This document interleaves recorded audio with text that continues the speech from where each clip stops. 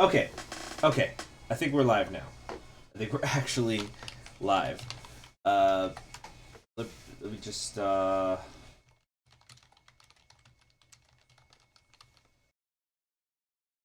Oh boy, there's gonna be.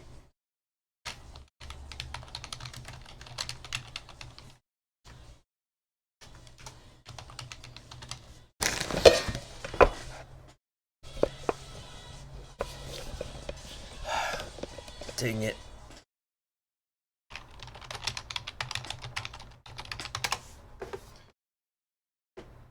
Okay.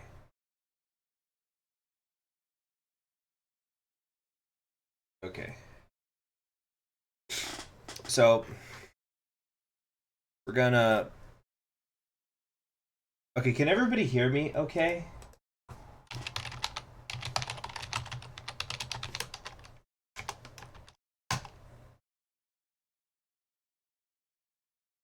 Yeah. Am I being picked up or anything like that? Uh.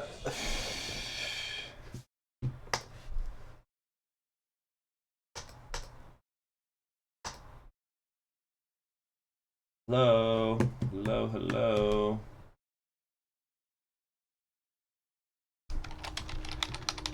Hmm. It looks like the mic should be picking me up.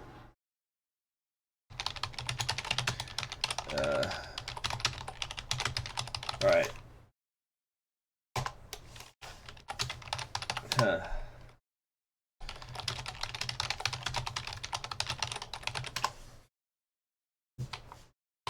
All right. So okay, okay. So here's what we're gonna do. I guess I'll put it in the. Let me first explain it, and then I'll put the straw poll in the stream. Oh, it's a little bit quiet. Let me get some music going. I can't turn the music back on until we're in the game again. Hold a sec. Hold a sec. Da, da, da. Okay, so this is Political Machine, the 2016 version. So, this is a game where you can play as different people, different politicians at the time who were current and in the well known at the time uh, in the 2016 American election. So, for example, you could play as people like Al Gore, even though Al Gore hasn't run for office since 2000. But you can play as him, you can play as Bill Clinton, you can play as Obama. And if you go to the Republicans, you can play Rubio from Florida, Bush also from Florida, and Mike Pence from Indiana, etc., etc. And a lot of these are mostly just here so you can have them for your VP picks. Gosh, Nikki Haley is red. But what I don't really care about the politicians that are available for 2016. What I wanted to do with this game, because I used to play many years ago the 2004 version, so that was the Bush Kerry election, and something that they've kept on is that you could take a politician and then have them go through and bass. Wait, I feel like this music's way too loud.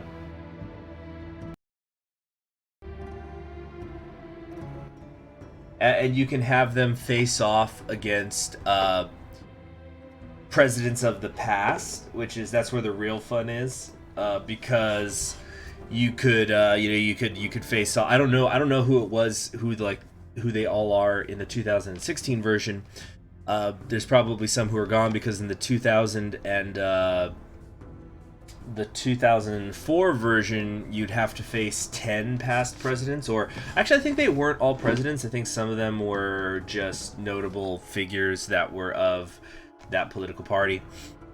But for example, you could do a race against Nixon, you can go against Thomas Jefferson and Theodore Roosevelt and things like that. So, what I'm just going to try to do, and I'm not going to do it today, but I'm going to try to beat I'm going to try to go through the entire campaign. So, for example, let's say I chose like a Democrat here. I would then have to defeat 6 different former presidents So I think the first two, if you're a Democrat and you face the Republicans, you take on Ulysses Grant, then you take on Nixon, and it goes on. And I'm guessing that Lincoln would be the final boss, or I would go. Actually, I think George Washington, they had him listed under the Republicans, which are like, he wasn't a Republican, he was a Federalist, but you couldn't put him as a Democrat because the Democrats were still around when Washington was around, so that wouldn't make sense either. So Washington, I think they should have made Washington like a final boss that you had to get through all the Republicans and all the Democrats, and then that would unlock Washington.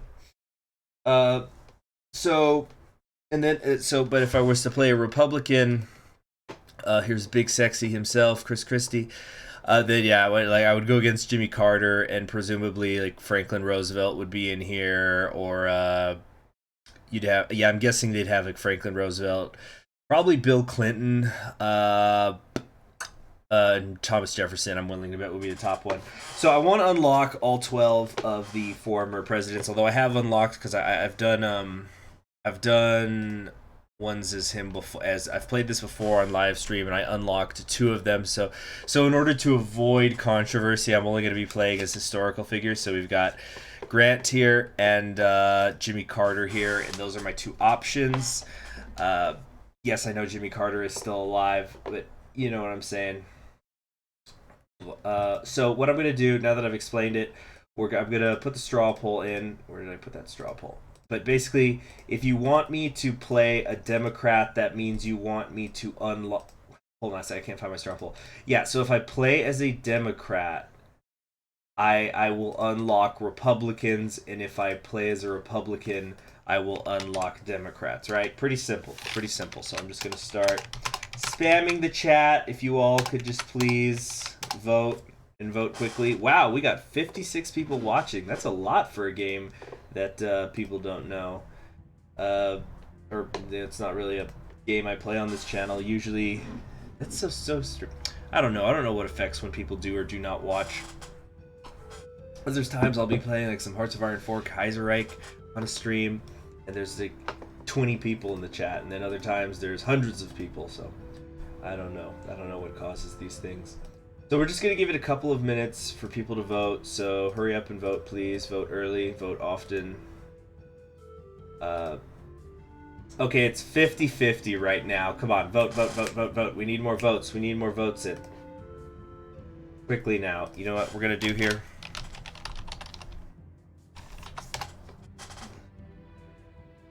Alright. Alright, this is how much time you've got. Vote, vote, quickly, quickly. Remember, I'm not gonna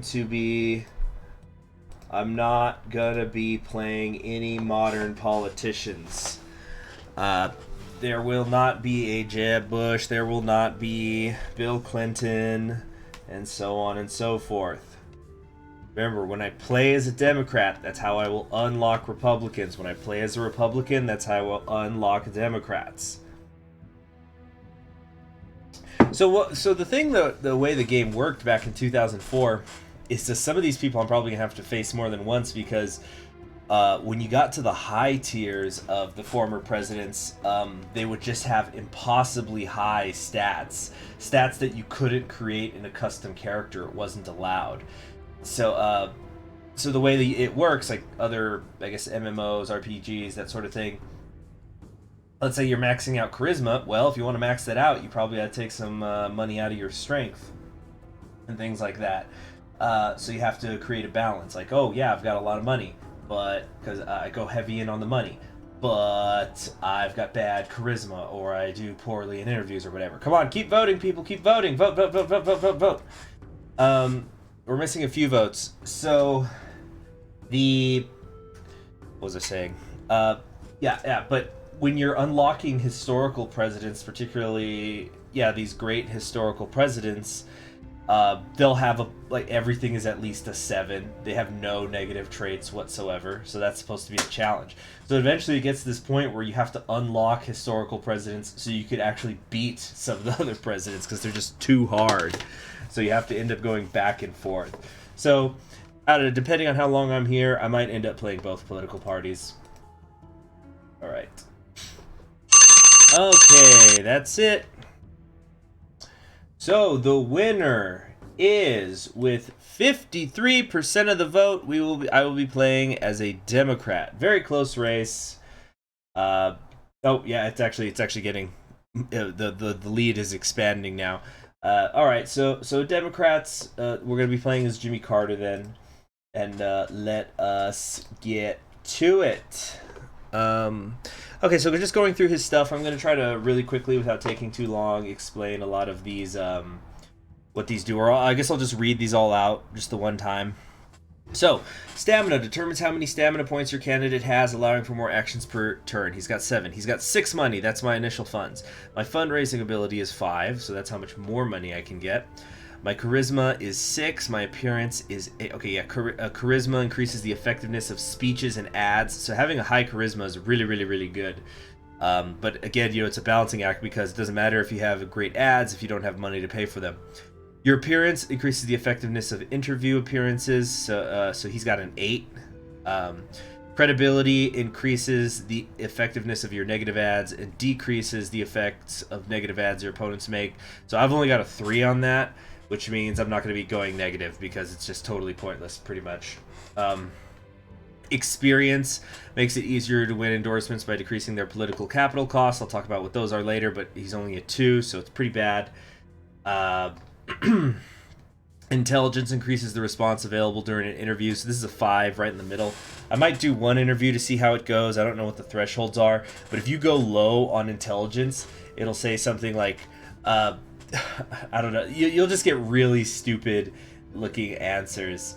What do you want to do about the gas crisis? And he goes, well, I think Americans should eat a lot of beans and fart in their cars so there's more gas. And it'll be really, really bad. And then media bias issue determines how much press likes your candidate, which can sway independent voters, which, yeah, so that's kind of good. I'd actually say intelligence and media bias are the least important stats from what I've been able to tell. Not that I'm an expert at this game, because if you're bad at interviews, just don't do the interviews. They're not mandatory. And same thing, and with media bias, most of the people end up getting categorized as either Democrat or Republic as the game goes on, because I'm definitely not saying this is a totally accurate representation of how American election campaigns work. You kind of want to game the system, game the game, and you end up doing things that you can never actually do in a regular in a realistic election and get away with. And again, sometimes truth is stranger than fiction. Anyway, so like there tends to be a lot of independents at the start of campaigns, but because all the ads are flying around, they end up becoming either Democrat or Republican. So there's very few independents by the end of the campaign because of how the game mechanics work. So media bias isn't really important. Okay, next up. Minority appeal increases the amount of awareness generated by campaign HQs in a large minority demographic. I'm going to explain what awareness is, because awareness is really important. I'll talk about it more once we're in the game. And finally, religious appeal increases the amount of awareness generated by campaign HQs in areas with large religious demographics. I kind of feel that this should be higher. Jimmy Carter was a pretty religious dude.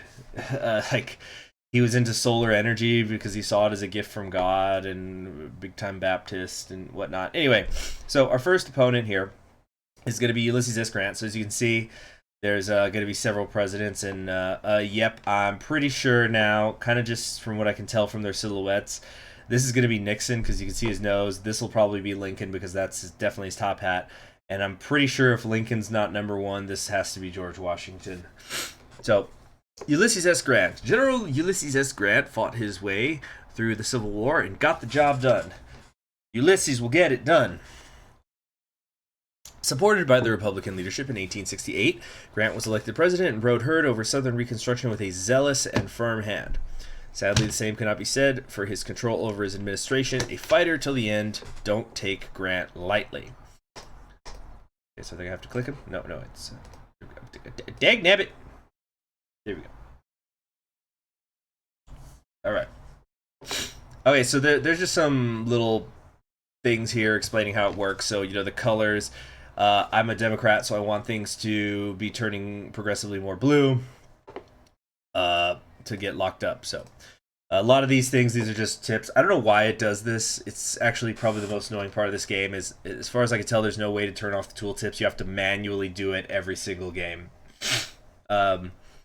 So select your candidate, move them around. I know how to do that. These are various actions. Okay, breaking news. The Reconstructionist. General Ulysses S. Grant. Okay, this is just what I said before.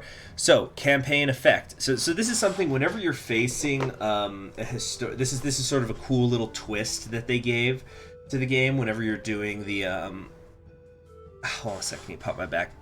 Oh, that felt good. Oh, I needed that. Woo! Hey, Pedkitten, good to see you. So one of the cool mechanics that they inserted in this game is whenever you're facing one of these historical presidents, they do a modifier. So Ulysses Grant's modifier is he's a Reconstructionist, so economic issues are the top in voters' minds. Jimmy Carter, I think, has 2 modifiers. I don't remember them both, but one of them is that when you face him, he will the gas crisis will be going on. So it turns into one of the top issues addressing high gas prices. Okay. So, I'm gonna try to briefly explain how a lot of these things work.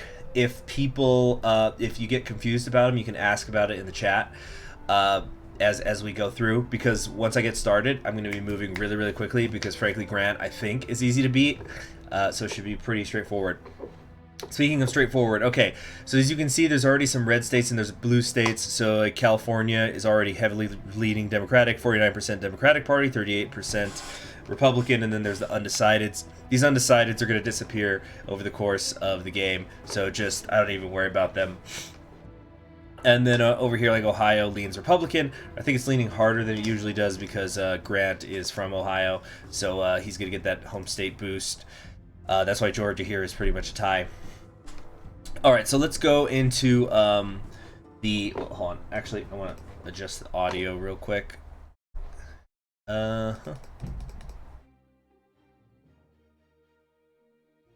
Okay.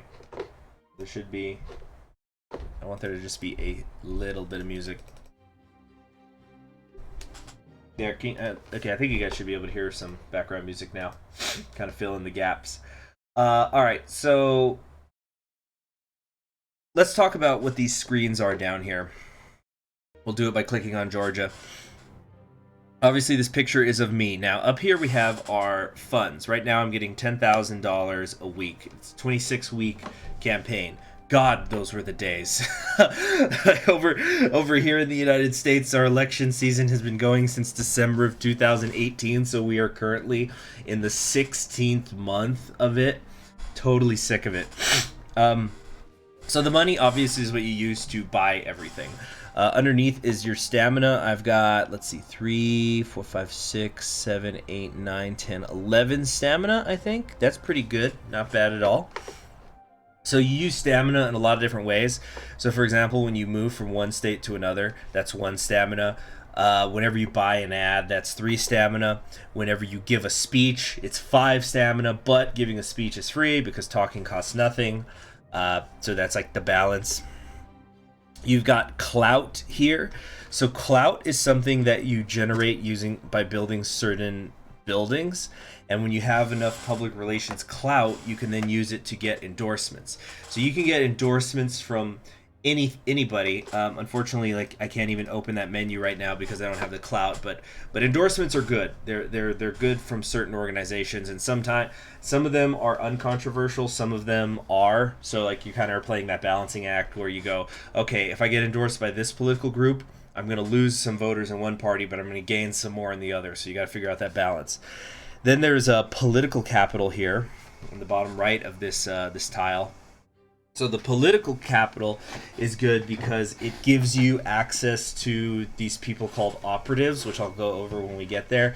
But they basically can modify your stats. They can modify how people feel about you, and they're actually extremely powerful. So we've selected Georgia here. And then there's a lot more information here. First, you'll see these three things at the top. Oh wait, no, it's not. We're actually probably never going to open this menu. It's not a big. It's not important when you're at the low levels. So it's saying right now that Georgia is. I'm winning it with 45% of the vote. Grant has 43% of the vote as a Republican, but then there are 12% who are undecided. So it's actually still up in the air. So underneath is awareness. So because it's my home state, and I have a campaign headquarters here. This is the election headquarters. I've already 20% of the people in Georgia know about me, but only 7% know about Grant. So awareness could be really important, because maybe your opponent is beating you on the issues that state considers to be important, but if less of them know about him than know about you, you're still going to end up getting higher votes. Then it shows how much wealth there is in the state. This is not super duper important, other than the sense that, like, for fundraising, you just always go to Texas and you go to California, just depending on what political party you are. But you can fundraise anywhere. There's some places where it's just totally pointless, though, so you shouldn't even bother, because fundraising costs stamina. And then there's the electoral vote count here. So Georgia's got 16, Florida's got 29, Indiana's got 11, and so on and so forth. There you go, the Chaos Emeralds. And then finally, what you'll see on the right in all of these states, it'll show you what are the top 3 most important issues to that state. Please remember that this game is taking place in 2016, so you're not going to see coronavirus. Instead, you're going to see Zika, the other world-ending plague, along with Ebola and SARS and so forth. When you get to be my age, you lose track of how many of them there have been over the years. It's like one of those things like, Iran has been 3 years away for the nuke my entire life. Anyway, that's we're getting off track here. So, you go to Florida, their top 3 issues are deficit reduction. I think deficit reduction tends to be everywhere. Because I think it's also getting the boost because of Grant, so it's probably the number 1 issue. So we're going to try to campaign pretty hard on that. Yeah, it looks like the almost outside of like Iowa, everybody is got deficit reduction as their number 1 issue. So we're going to try to go pretty hard on that. But then Florida, they got the Zika funding, because that was an issue 4 years ago there. And then Social Security, because Florida's full of retirees. But for example, if you go over here to Texas, you got gun rights and securing the border. But if you went to New York, it's addressing climate change, also securing the border, and so on and so forth. So one final thing, although we admittedly we're not going to really look at this, you could really look at the breakdown on the state details. So for example, deficit reduction, everybody wants to have deficit reduction. And hey, my neighbor, I'm going to make a community post about that later today, or maybe tomorrow morning. So the deficit reduction, it's a very important issue for the Republicans and the Independents. It's also important for Democrats, but slightly less so. In comparison to like Zika funding, the Democrats are really in favor of it, and so are Republicans, but the Democrats really, really want it. And then over here, it'll show the stats for how you feel about that, how your candidates feel about those issues. Hold on. Gosh, the music's so quiet. Okay, I hope you guys can still hear me okay. Maybe lower it a little. Okay, so right now on deficit reduction, he's an 8 in terms of how much he cares about that, and I'm a 4. So we're practically neutral on this. We haven't really gone in on it. But we have modifiers that our candidates sort of start with. So for example, securing the borders, he's a plus 56 on that. I'm a negative 12. So I'm actually against securing the borders. So I can modify that, and I probably should, or I'm going to get killed. So there's just different issues, like like most people are in favor of reducing the wealth gap. I've got a positive there. That's going to help me there. He's against it, so that's going to hurt him. And so there's just tons and tons of things that are factors here. And And then one final thing, like, you know, a good thing to check here. This is the screen I'll probably be checking more to see how good or bad I'm doing nationally. The polls here, unlike real life, these polls are very accurate because, you know, it's the computer is calculating them because it's a video game. So if for some reason the election was just held today, I would win because I have 289. But of course, we've got 26 weeks to go. And then this shows us the important thing here is this shows us how the voters, what are the important things for voters. So right now, 7.2% of the voters nationwide, they're going to vote depending on our positions on fighting the Islamic State. I've only got 0.5. Only 0.5 of these voters out of 0.5, meaning so like 0.5% of the nationwide voters are voting for me because of my position on the Islamic State, whereas Grant is getting 6.6 of all the voters in the nation because of his position on that. He's also beating me on securing the voters, and I'm beating him on reducing the wealth gap, but he's beating me on resettlement of refugees. So of the top 4 issues, this is about a quarter of all the votes in the nation. He's beating me on them. So this is a lead I could lose really, really fast. So I've got 2 options. I could either start to modify via ads and doing speeches my position on fighting the Islamic State, or I can turn an issue that I beat him on into the important ones. So, for example, I can try to make reducing the wealth gap the most important issue nationwide, or I could like maybe do something because here's all other issues, 54.4%. I'm slightly beating him there. I can maybe find some sort of niche issue and then bring it to the forefront. So I don't know. I could like make funding. I don't know how he feels about funding for NASA, but I could turn funding for NASA into a nationwide issue, and I just kick his ass on that, and that could be the stuff that's going to get me over the top. Anyway, that basically sums it up. Let's actually start playing the game now, maybe, since we're a half hour into the stream. So the first thing I want to do is I'm going to upgrade my campaign headquarters. So your campaign headquarters, the base kind, every time that you upgrade them, you're going to be able to get more money weekly, so it's good to buy headquarters early. It also increased, this particular regular campaign headquarters also increases the amount of issues that I'm available to talk about. Yeah, the awareness will be increased, so this costs me 4 stamina. We're going to upgrade that, and then we're going to upgrade it one more time to the top tier of campaign headquarters. It makes every single issue available to me. Hey, Josh Vlogs, good to see you. Every single issue is available to me, and I get a free political operative, which is really neat. So the political operative I got here is somebody who increases awareness by 1% in the state. I think that I can move him. Let's try to do that. Yeah. So we're gonna take this operative and we're just gonna move him over here to Texas, so I get an additional 1% every day. So we've done all that. As you can see, we're already getting low on both funds and other things. So what I want to try to do, I think we actually can. I think a southern strategy might be slightly viable here. But I think what we need to do is we need to cut into some Republican areas. So what I'm gonna do is head out here to Texas, and we're gonna start going to work. Now, as you can see, I have 1 more stamina left over, but there's nothing really for me to do. I don't want to move anywhere else that would use up that stamina, so I'm actually just going to end my turn.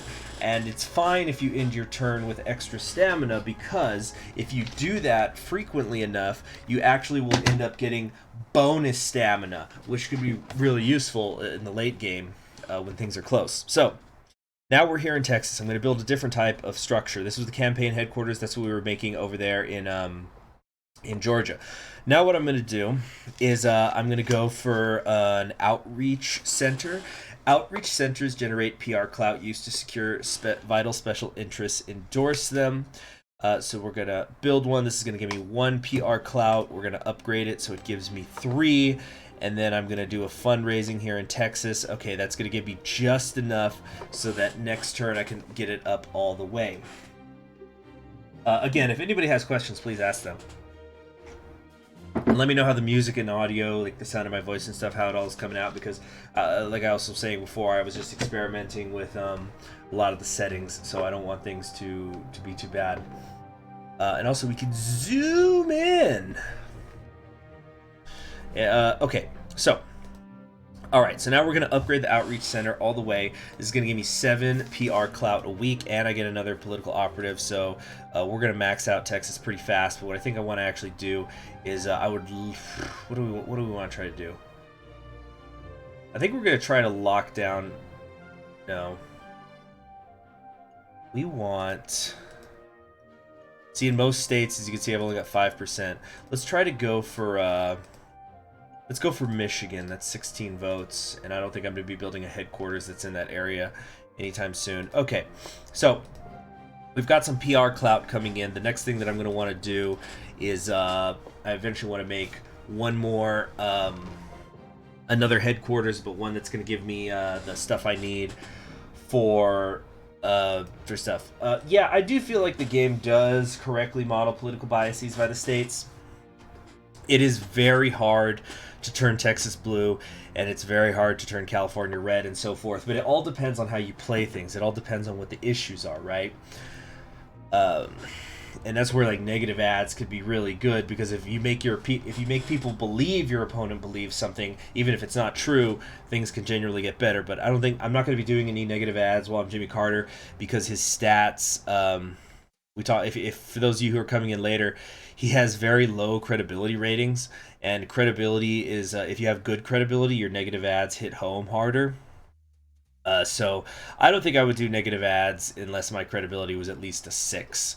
We're not going to be doing that. You see, like Grant has an 8 credibility, so if he starts going negative against me, it's going to really hurt.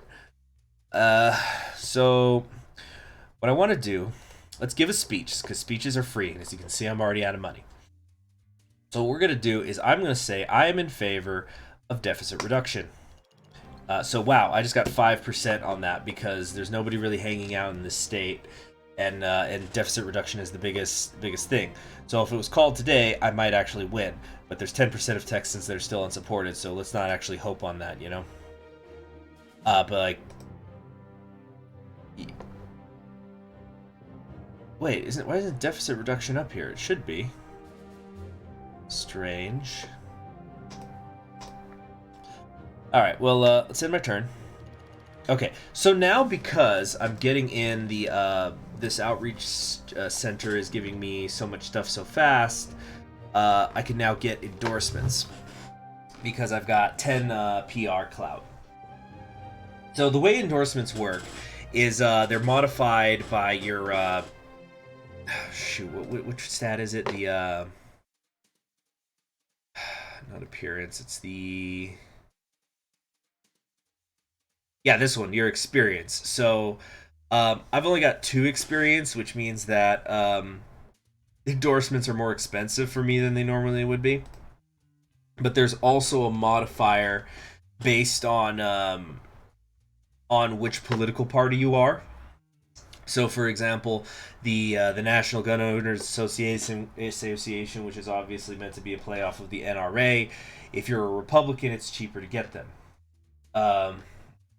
And I'm a Democrat, so it's going to cost me 17 whole PR clout to get. Of course, it could be worth it, because then that's going to if I went with that, it's going to increase my position on gun rights. So that will really help me with like a southern strategy, and it might help me pick up Texas, which is what I'm trying to do right now. So it could be worth it if I waited one more turn. Alternatively, I can right now get the National Association for Women. This would increase my standing with abortion rights and supporting gay marriage. It would basically lock down a lot of the Democratic vote. Some of these, of course, you're going to be taking hits and misses with them. So like abortion rights, that's going to hurt me with Republican voters, but it'll help me with Democrats. Alternatively, if I went with the Christian Confederation, religious freedom, and the abortion rights thing, it'd help me with Republicans, but hurt me with Democrats. And things like that. I think the best one, from what I remember, is the National Foreign Policy Committee. So you get fighting the Islamic State and the Iranian nuclear deal. Like you're saying you're in favor of fighting the Islamic State, and you don't want the Iranian nuclear deal, which I think everybody, all three, the Democrats, Independents, and Republicans in the game are in favor of. So, like, admittedly to different degrees, but this is just basically free points, no consequences. It's really kind of the best one to have. Uh, so I think what we're gonna do, you know what? I'm gonna try to go for it. I'm gonna see if I can snatch away the NGOA from the Republicans, and that will really help me get Texas. So okay. So in the meantime, let's give another speech, and then we're gonna do some fundraising. So I'm gonna say, for example, yeah, let's go with the deficit reduction. We're just gonna keep saying, you know, I support deficit reduction. Okay, we're gonna raise some funds. That's really not going well. Let's try to do it one more time, though. Yeah, we're really not pulling in the money like I would like. Okay, so over here in North Carolina, oh, we're not gonna get to it. Oh, he got, anyway, there's this little question mark here. When it's a yellow question mark, it means that there's some sort of thing that could happen if you go there. But when it's yellow, you don't know what that is. And it's totally random, because sometimes it could be really good, like a donor might just give you $1 million. But other times it'll be bad, where you get some nut job who endorses you, but because he's a freaking lunatic, I think they call him kooks. Yeah, because he's a kook, it actually reduces your standing in the state by like 12%. So he'll just kill the state for you. So there are ways that you can see what it is that's going to pop up, but we don't have access to that right now. Okay, endorsements. Yes, we're going to grab it. We just won the endorsement on gun rights. So look at that. We just instantly turned Texas blue. Because we went in hard on the gun rights. So we've got that. We've got Georgia locked up. Pretty cool. So like if the election was called today, after I just got that key endorsement, we'd be looking really, really good right now. Like we would blow him out. Unfortunately, there's still 21 weeks to go, so because it ain't that easy. All right. Now I want to build another. I'm trying to think if I want to try to swing Ohio. Or it might be too hard because it's his home state. I'm glad to hear, Benjamin, that you use this as ASMR. I've been told that a lot, that people use my videos as ASMR. ASMR water drinking.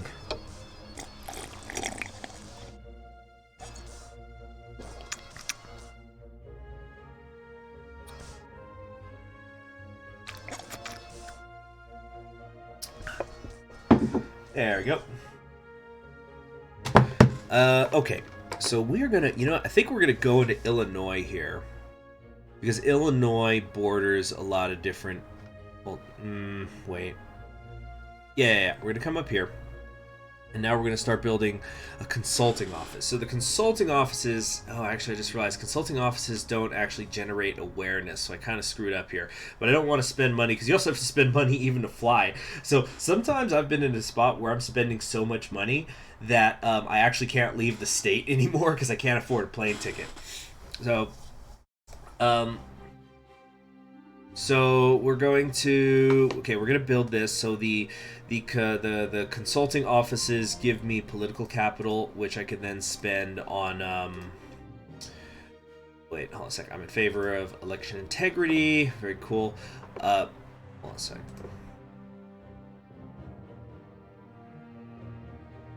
Alright, so Illinois is already swapping over pretty easily, but we need to get our hands on some more money here soon so I could get more political capital as quickly as possible. But as you see, I've already got 5, and now these guys are freaking awesome.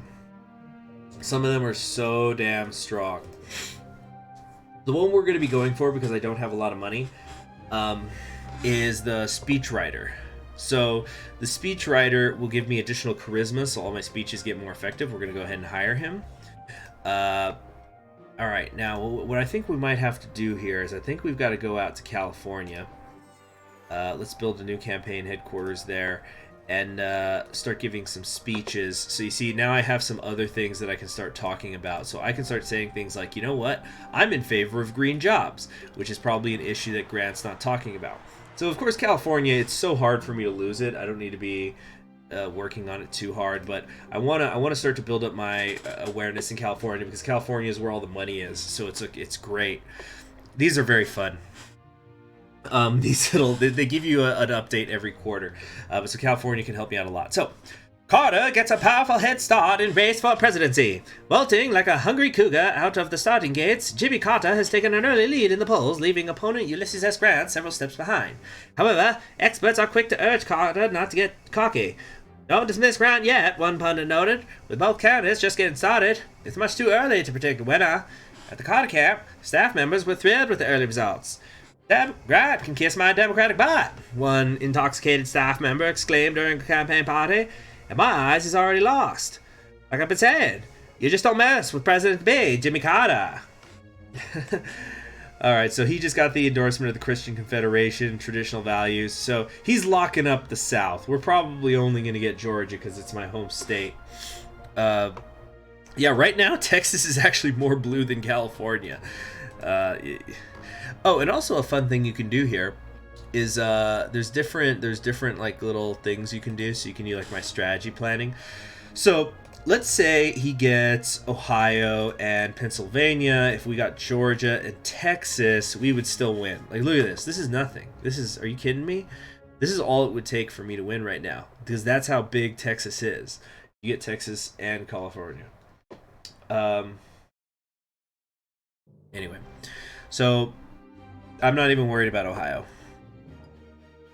So another thing that I want to start doing, though, and I'm wondering if I want to do this in Texas or in Pennsylvania, but I want to pick a state and start going really hard on the media ad buys here. Now, I am eventually going to be able to get my hands on some extra money. I'll talk about how later when we get there. Okay, let's pick up another endorsement. Let's pick up the... What do we want to do here? I think the Environmentalist Club. Yeah, because if we could make environmentalism a key issue, I think we're going to beat Grant on that. So this will increase my strength environment and supporting green jobs. Very nice. Okay. See, this is big money. We're getting over 350,000 every time I fundraise in California right now. Ah, the interviews have popped up. Now, how am I on interviews? Intelligence is 5. So, exactly in the middle. I might go for that. Whoops. First, I need to do some more fundraising. Okay, great. Now, we're going to go up here. You see this little camera? Right there? Right there. We're going to go up here to Vermont and see what we can do. Okay, Good Day. So, Good Day is, it's like this is the puff piece place. This is a morning show with some slightly over-caffeinated hosts where the questions will be more about character issues.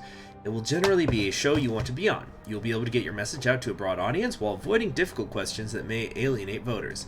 So because I'm right in the middle at 5, I don't think... Because you sometimes are locked into a stupid answer. You don't have a choice. Alright. Today on Good Day, we have a friendly chat. Oh, dang it. Later on Good Day, we've got a feature on all the new words kids use for drugs. It's pretty scary stuff. What do you think? Would you legalize marijuana? Oh, dang it. So, yeah, because I'm only a 5 out of 10, I only can say this. I like other drugs better. Marijuana's awful. It just makes you do stupid and paranoid. The harder drugs are so much better. And yeah, what was the question again? So this is gonna kill me. Yeah, as you can see, because it'll show you how well people reacted to it. They did not react well to that at all. Many of our viewers work minimum wage jobs. They've got no money. They want more. Higher minimum wage. But I heard there might be some downsides. What do you think? Let's see here. I could say I support a higher minimum wage. It supports American families. Our businesses and corporations have taken advantage of the average worker for too long. Or I could say we need to let companies and individuals set a fair price for labor, not the government. A higher minimum wage will lead to job losses. It's as simple as that. This country needs more people working, not less. Dang it. This is a multiple issue question because it's going to determine how people view me on the issue of minimum wage as well as government oversight. Shoot. I don't know how people feel about those issues in this. I didn't check that.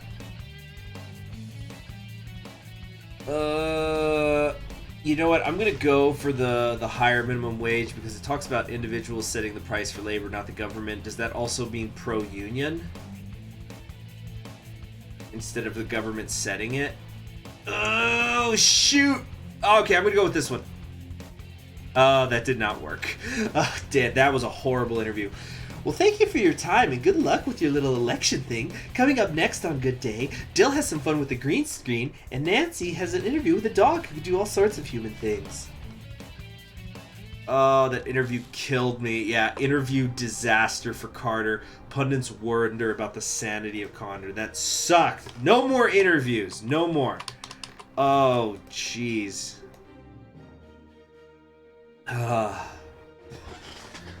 I think the good news, though, is that right now, because we're still early in the campaign, like if I just click on some random gray straight, there's only 12% of voters who even know who I am. So I might have alienated a lot of people who know who I am, but besides that, I'm actually doing okay. Okay, so I need to get like 50... Okay, here's what we're going to do. We're going to go out to Wisconsin, let's see what's here. Maybe I'll get lucky. Okay, movie director. Yes! A movie director has decided to slum for a while in the world of political advertisements and join Jimmy Carter's team, cutting advertisement production costs in half wherever he's stationed. All right, here's what we're going to do. We're going to take him, and we're going to move him to Pennsylvania. Yeah, because I'm about to carpet bomb this place with ads. But first, I need to go raise. I think I'm gonna have to fundraise for a couple of days straight. Let's pick up the unions. The National Union Action Network promotes the rights of workers to organize themselves for collective bargaining. That's going to help me with outsourcing of jobs because nobody likes that. And the state unions, it's a democratic issue, but it's going to help me out in the Rust Belt areas up here. Yeah, look at that. I just clinched. No, I didn't clinch it, but I just got Michigan. So now, I've got to go out to Cali. Let's give a quick speech. Wait, 1, 2, 3, 4, 5. Yeah, we're going to give a speech first. We're going to say that I am in favor of drought assistance. There we go. Point is just getting my awareness up. Now we're going to raise some funds. Okay, and we're going to be doing this for a little bit here. Let's do PR consultant. Could have used that a minute ago. All right, we're going to do the fashion consultant here. Okay, now we're probably going to spend a couple weeks here just fundraising, or maybe just the one. How many am I building here? One counseling a week. Yeah, we need more than that. Oh shoot. How do I close this? Ah! There we go. Yeah, we're just gonna fundraise. This is just, I'm basically getting ready for some big money expenditures. Okay. Let's come out here. Next turn, we're going to upgrade this, and then we're going to move on to Pennsylvania and really start going hard. You see how, like, Florida, though, is starting to swing to me? That's because I've got this maxed out. I've got the, you know, my big campaign headquarters. So when you have the maxed out headquarters, it increases your awareness everywhere around. So as you can see, like in Alabama, 20% of voters know about me, only 7% know about Grant, because he doesn't have anything in this area. Okay, so that's in my turn. Yeah, see, I don't know what he just tried to do in Georgia, but didn't work. Okay, alright. Let's build up this. Now we're going to go to Pennsylvania, I think. Or should I just... No, let's actually do a quick fundraising. Alright. Now, let's pick up another endorsement. Let's get the... kind of want to go for the National Foreign Policy Committee. That would be huge. That would super duper help me out because, yeah, fighting the Islamic State is still the top issue amongst people, and I haven't budged on that. Candidates choose their running mate this week. Okay, so this is what I was talking about, how I was going to get a get some money coming in. So when you pick a vice president, there's a lot of things that come with it, but the most important thing, frankly, is who's got the money. So as you see here, like a 4, I'm looking for somebody who's at least a 6 to give me some good cash. It's like there's a lot of 6s. After, if all things else considered, I'd probably go with okay, Chaffee's a 7. I'll probably go with somebody who's in a key state. Bloomberg's a 10, of course. Really, one of the richest people in the world is a 10 on the money scale. Who would have thought? I like her eyes in this. Okay, we got Pelosi, Tim Kaine. I saw somebody who was a 7 because Bloomberg's from New York, and I don't think you can actually move your vice president from their home state, even though you're supposed to be able to. So the vice president also does. The vice president will also give awareness bonuses in his home state and all states that border that state. So it can be really useful in that way. So we're probably going to go with Lincoln Chaffee here to sort of lock up the Northeast. Martin O'Malley's got a 10 out of 10 appearance. Nice. Okay. I might do Tim Kaine. Drop him into Virginia. Because Bloomberg, I think I want to save Bloomberg for when I'm actually doing a really hard campaign. Like a difficult one where I need a ton of money. Yeah, we're going to do Tim Kaine. So he could, yeah, he could help me in Virginia. But can I actually move him to a different state? Oh, I can! Oh, well then it didn't matter. I thought that they were going to be stuck wherever I put them.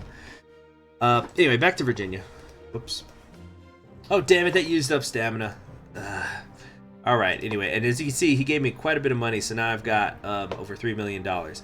So what we're going to do here, we're going to build the campaign headquarters in this area. Let's get an advertising guru because, yeah, we are going to carpet bomb Pennsylvania with this. Oh, sorry guys, I'm just seeing now that a lot of you wanted me to grab Michelle. Sorry. Okay, so we got the advertising guru. Okay. You can pick up another endorsement. Yeah, we're gonna get the National Foreign Policy Committee. This is just gonna lock it up for me. Yeah, look at that. Look at that. I've got Florida. I've got... Oh, dude. Just... It's over. It's over, baby. Carter continues to lead in polls. Keep a fair distance. Actually, I think it would be Mrs. Obama because she is married. Anyway. Keeping a fair distance between himself and his opponent, Jimmy Carter has continued to reign supreme in the polls through the first half of the election cycle. It's a real thrill to see these kinds of numbers come in, one of the Carter aides told us this week. We can only hope this trend continues right through election night. Over at the Ulysses S. Grant camp, political consultants are working overtime to find a chink in Carter's armor. We still have half of the campaign to bring our numbers up, one staff member noted. We're all optimistic on our message is a good one. Don't count Grant out of the running yet. Okay, so we've got that. Time to create some ads. So, okay, here's what we're going to do. I'm going to have some nationwide... This is very inexpensive, right? By the way, usually it costs like $500,000 to get a nationwide television ad, but it's only going to cost me $225 because I got that movie director in there, so that's freaking awesome. And it's only going to cost me $7,000 a week in expenses because I've got the advertising guru in there. So really, really good stuff. So the first thing I want to do is I want to keep pushing the deficit reduction. I want to say that I am in favor of it big time. And my charisma and my appearance is also boosting these. So you have two types of things that you could do. You could do newspapers or TV. Back in 2004, you used to have radio, and I really liked radio. Radio was a good, cheap middle ground, but I guess they really figured it out that was a little too much. So like you could do, when it comes to the media stuff, you could do flat 25,000 things for local stuff that will change your position on the issue by 1 in the state every week.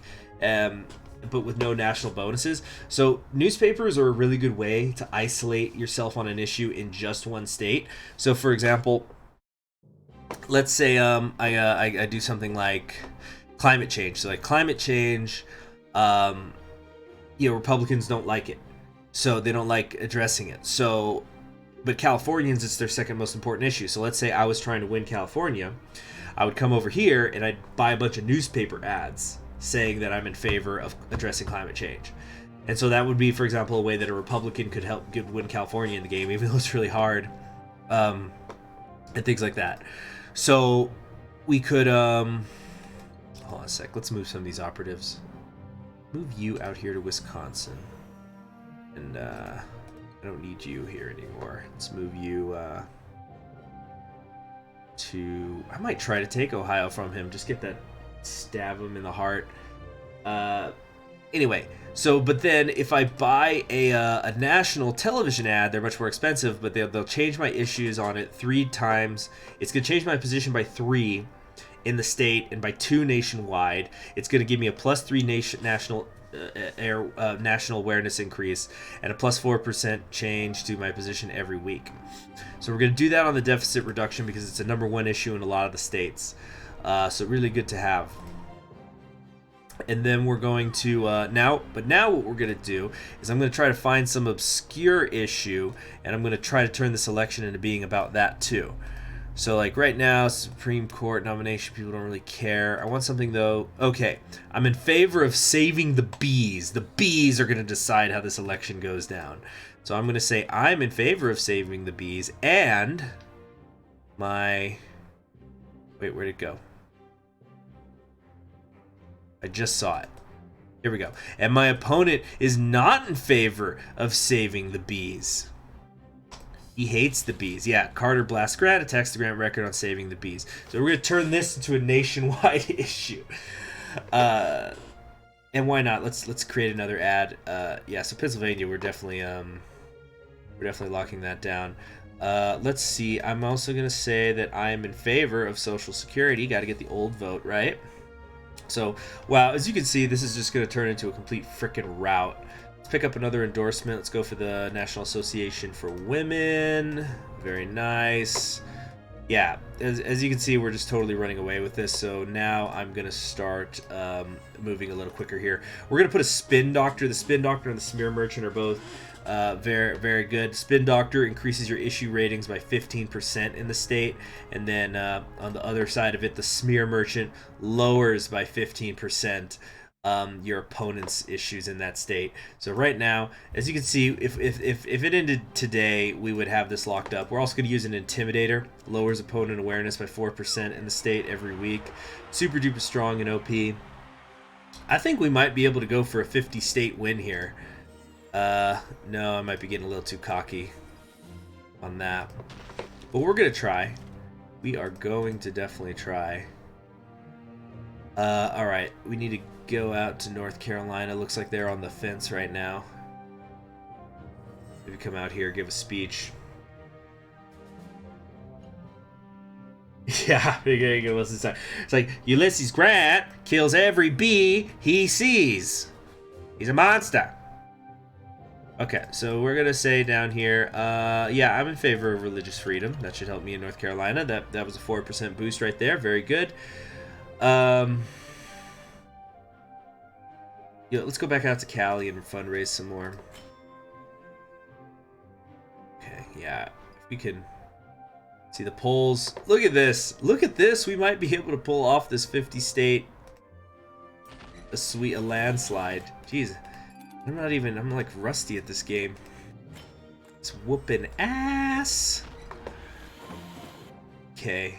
Yeah, wow. We might see a from sea to shining sea. Wait, no, what? It's just Wyoming's gone totally red.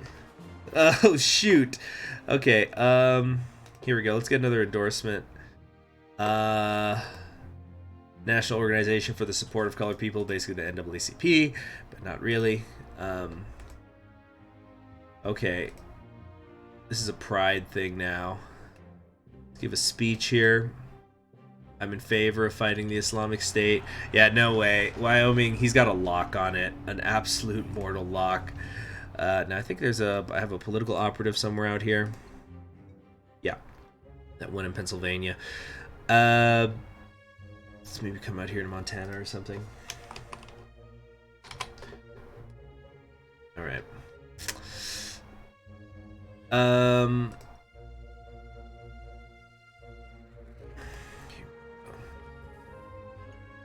Yeah. Very good. Carter's winning edge, showing no signs of dulling. Keeping a fair distance between himself and his opponent, Jimmy Carter has continued to reign supreme in the polls through the first 3 quarters of the election cycle. It's a real thrill to see these kind of numbers come in, one of Carter's aides told us this week. We can only hope this trend continues right through election night.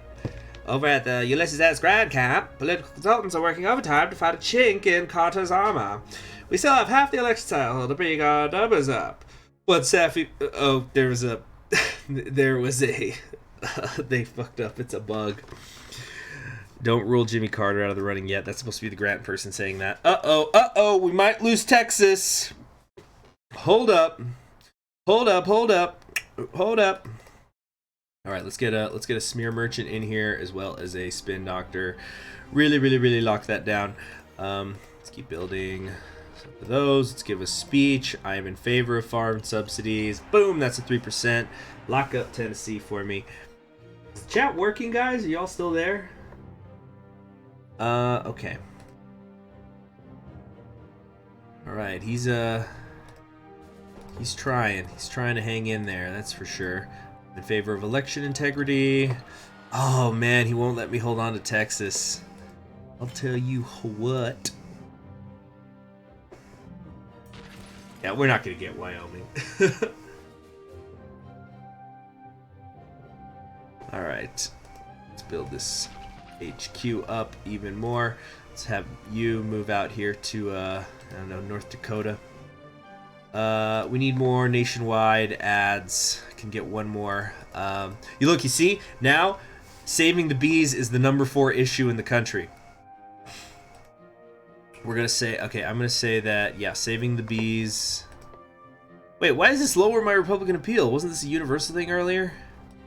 Dang it. I'm gonna say I'm in favor of farm subsidies because it's halftime America.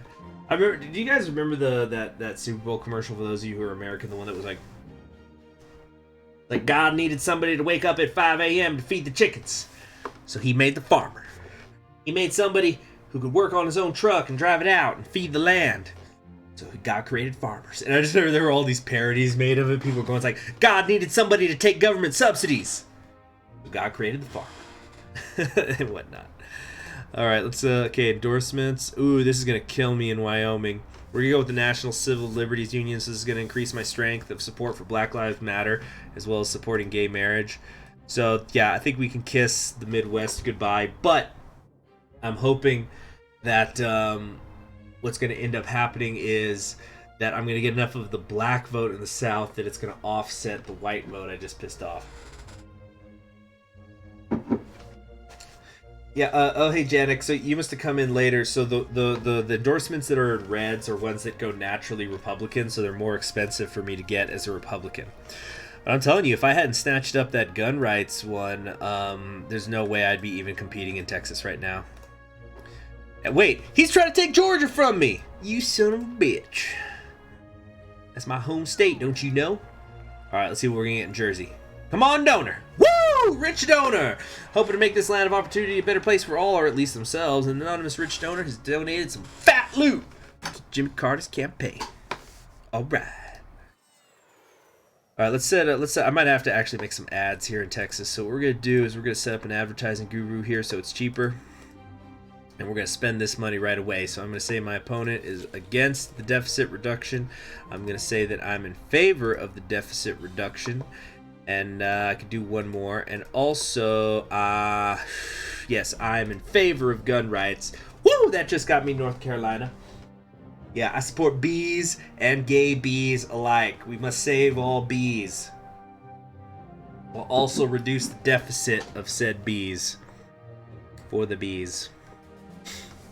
Alright, just a couple weeks to go here. I'm not sure, actually, now that I'm looking at it, I don't know why it's saying that Texas is purple, because it's got 53%. Oh, but you know what it is? It's because, that's good, Maury Momentum. Meatloaf! So, yeah, you know what? I know why it's still purple, because it says 53% of the vote, but, like, I've also been coming out in favor of gun rights, which not all the Democrats are in favor of, so that's going to, so I don't have all the Democratic vote, but that also means I'm picking up some of the Republican vote. Let's check the polls. Geez, he is just absolutely beating my ass when it comes to fighting the Islamic State. Look at that. Basically every single, like, there's half of a 0.01%. Everybody who's voting on this issue is going for him, as well as for securing the borders. But I've got the wealth gap, and I'm beating him on most issues. And you know what? At the end of the day, it's an electoral college game, right? So it doesn't matter, because I'm getting... So he might be blowing me out in Wyoming or wherever the fuck, but I've got him elsewhere. Let's see, I won $10,000 in Wyoming. Or won it. Oh gosh, what a thing to say. Let's come back out to Cali. Always go to Cali to get that money. Actually, I might need to go to Texas these days. Yep, Texas has got a bit more money available to me. Let's come up here. Oh, did I already max out that HQ? Well, shoot, now I'm just being wasteful, aren't I? Really? He just set up a headquarters in California. Are you freaking kidding me?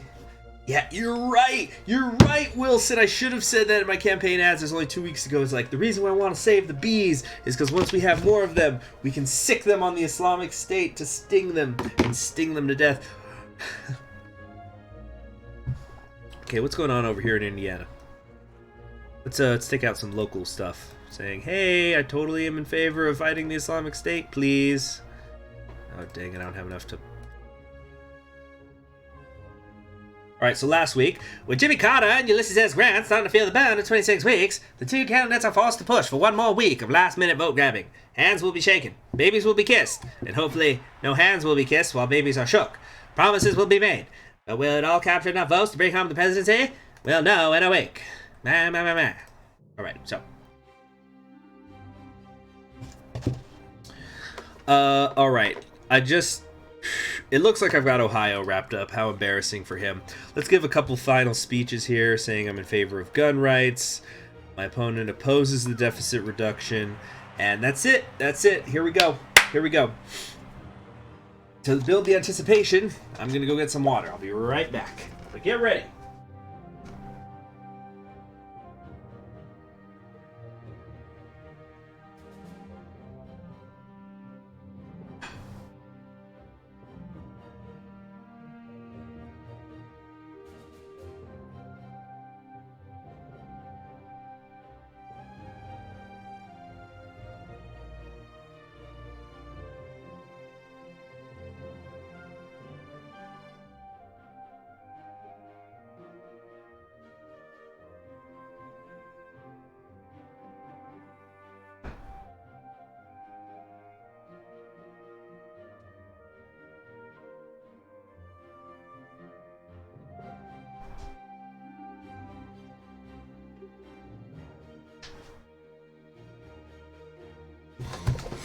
Okay. The biggest landslide in history? Well, it depends on what you define as a landslide, because Reagan and Nixon both won 49 states, but George Washington also swept the entire country. So it depends on what you consider to be the landslide. Children get older. No, how does that song go? Fuck, I love Fleetwood Mac. I should know that one. Trying to think of like how to do landslide parody lyrics or something. It's like I took my vote, I took it down.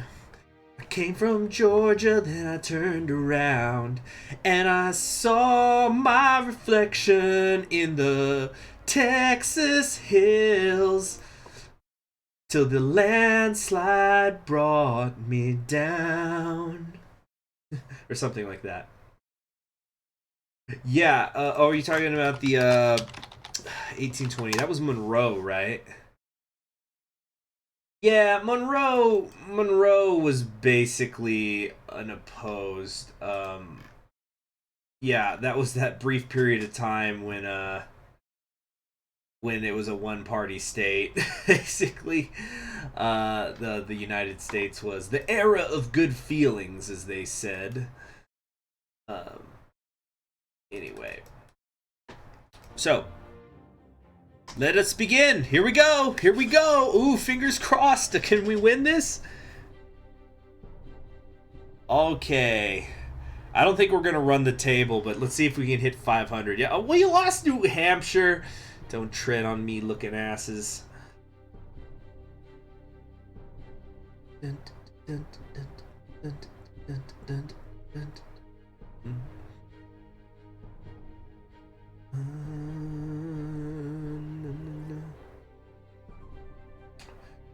And that's the win. That's 270. Didn't even have to cross the Mississippi. Yeah, Tom Staloff. That's James Monroe, who you're thinking about. Iowa. Goodness. Yeah, it was Monroe.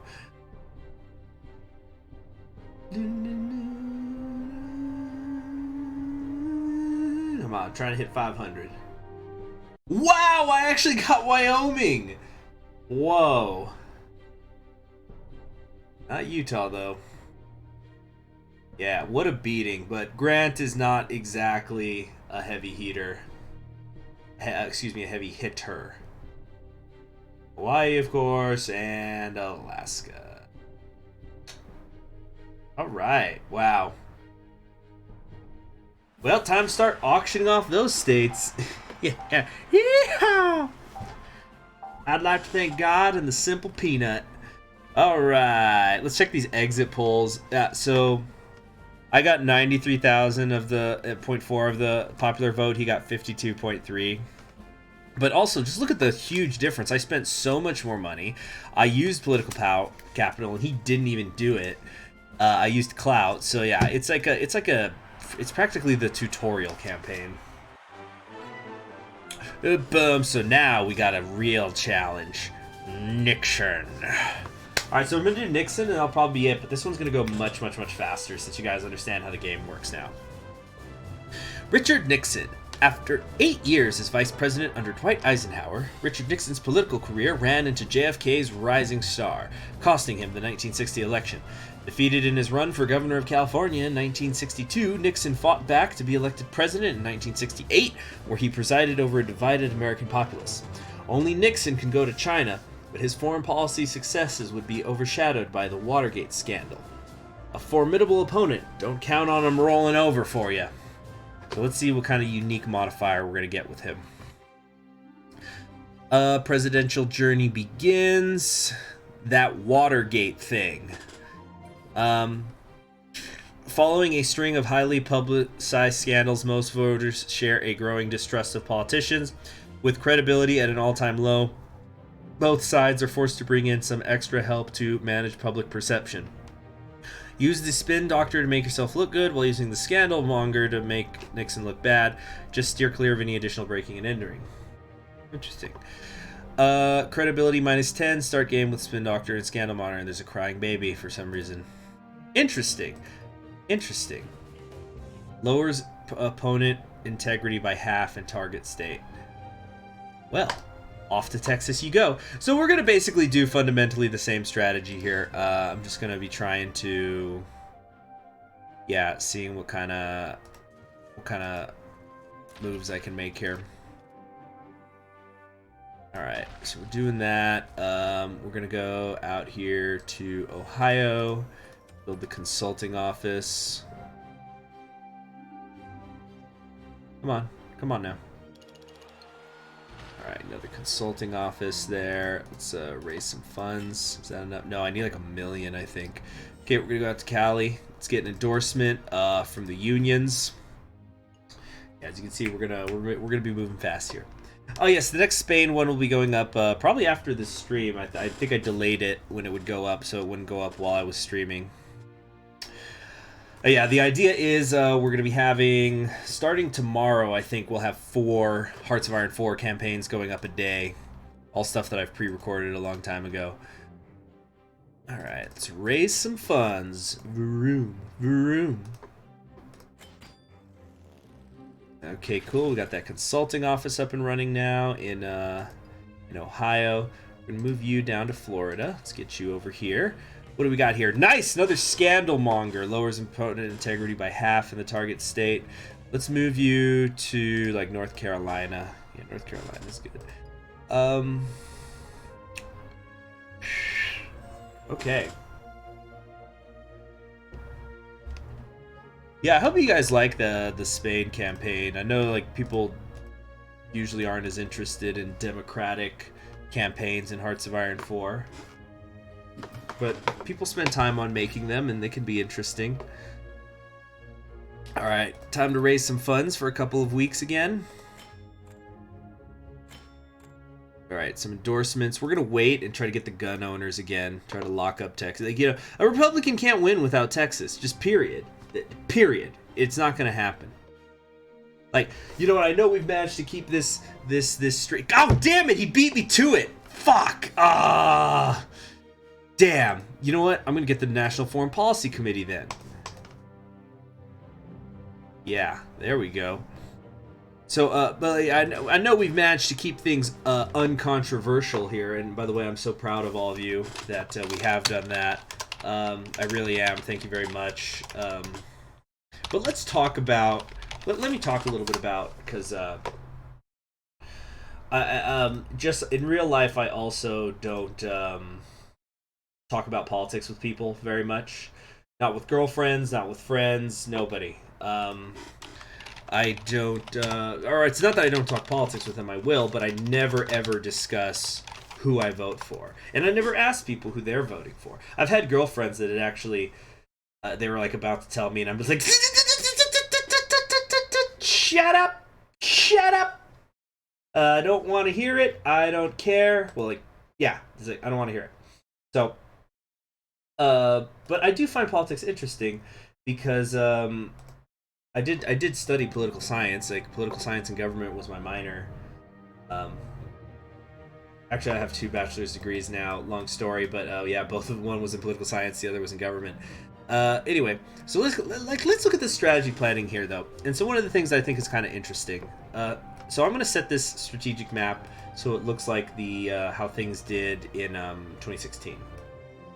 Let's see. Yeah, wait, no, the Democrats won Colorado. They also won Nevada. Okay. Is this math right? No, I'm missing something. Oh, yeah, New Jersey. West Virginia. Oh, right, Virginia went. Yeah. Okay. Yeah. So like this was the electoral map in 2016, right? So like just imagine that this is Trump and this is Hillary. Of course, it's one off because Trump won one of the main districts. So one of the things I think is so interesting with this, because now we're down to I don't know how many of you are American, or if you are, yeah, I'm all about the secret ballot, baby. Secret ballot all the way, baby. So one of the things that I think is kind of interesting is because we're down to 3 nominees who are going to run against Trump in 2020. You've got Bernie Sanders from Vermont, you got Joe Biden from Delaware, and you got Tulsi Gabbard from Hawaii. And again, I'm not talking about who I'm supporting at all, but the media is only talking about Sanders and Biden, even though Gabbard's in there, so that's gonna, I guess, be a little bit awkward when they're like, okay, we're here at the latest 2020 debate between Biden and Sanders here, and oh my goodness, some woman has wandered onto the stage. What do you mean she qualified? Because she has delegates? What? I don't have questions for her. I'm very confused. Anyway, so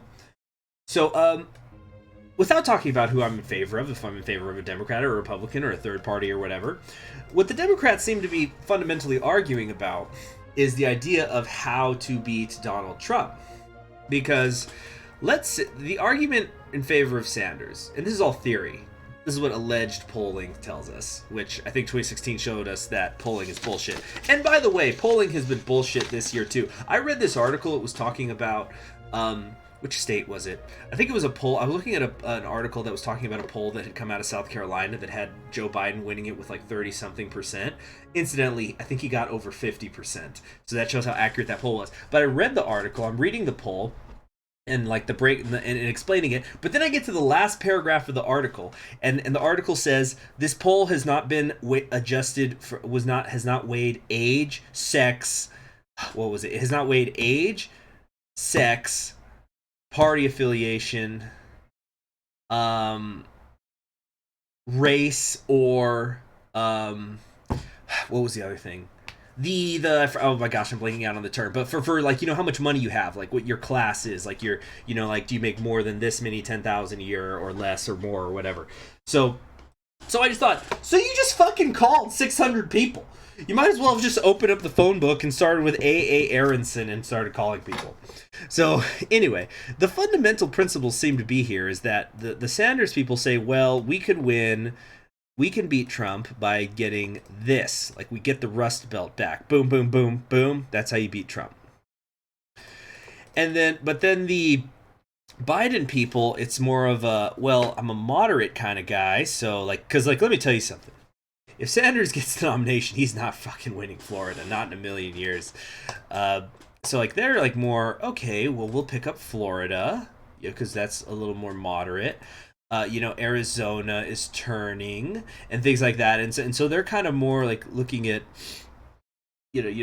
stuff like that. Freaking sorry. I don't know who's looking at the chat or not, but somebody was saying like talking about Jeremy Corbyn for the United States. So it's just sort of interesting because like you got to play like the electoral map game. Obviously, that's what I'm doing in this game. So you got people going, oh, with Biden we can get a southern strategy. We can get Florida. We can maybe get North Carolina and things like that. And then that's how you. Because yeah, if you just switch those two, look at that. That's over 270. Whereas the Sanders people are more like, no, we're not going to flip that. We need to flip it up here. And either way, it's a road to 270. That's what it fundamentally seems to come down to. But enough of that. Where was I? Yeah, so we're gonna back to the game. So what were we doing? Oh yeah, we were out in California raising all the money. Okay, we don't need an operative here. Actually, let's pick up that speechwriter again. Nixon eating Carter's dust after first weeks of campaign. Nixon can kiss my Democratic butt. He can eat my ass like a sandwich. He can suck me from the back. It's a whoa. What staffer said that? I think we need to fire him.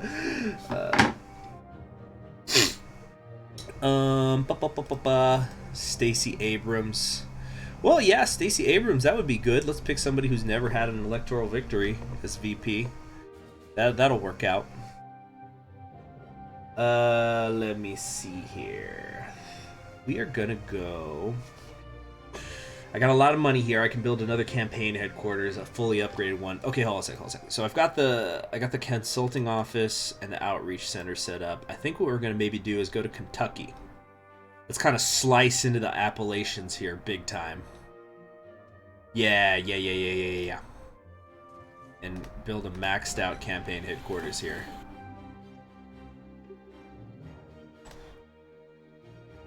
Okay. Get another endorsement. We'll get the Environmentalist Club again. Cool. Oh,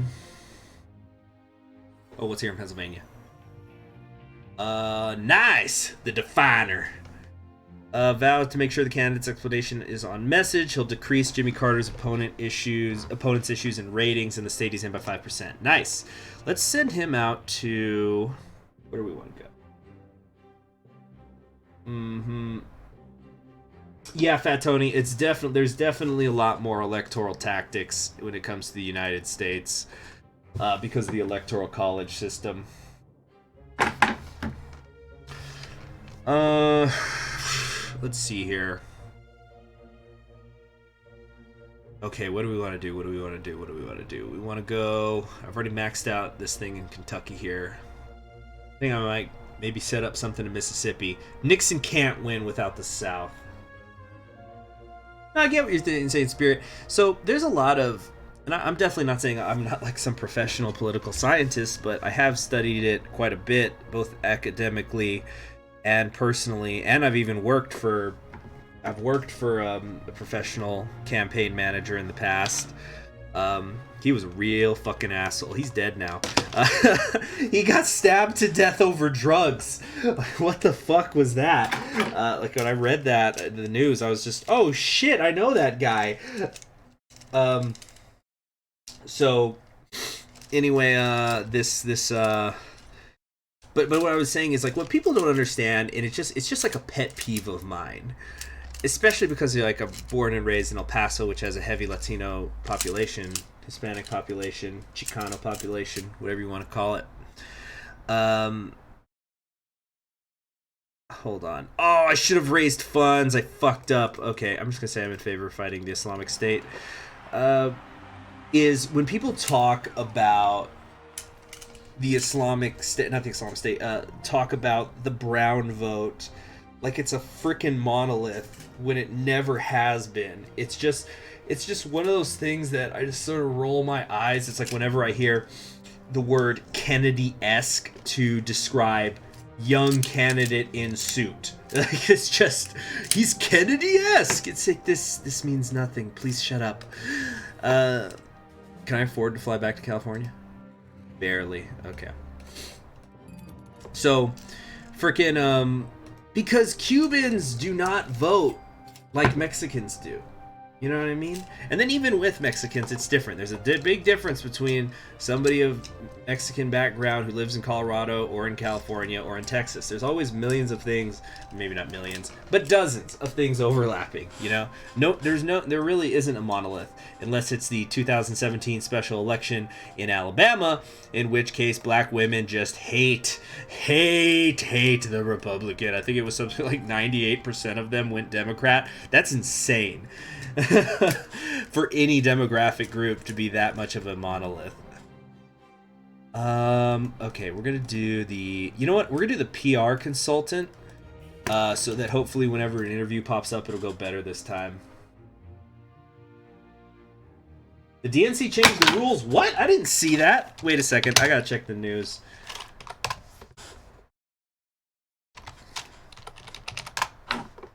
Checking this.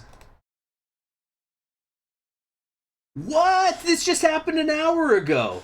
Hold on a sec. Let me read this.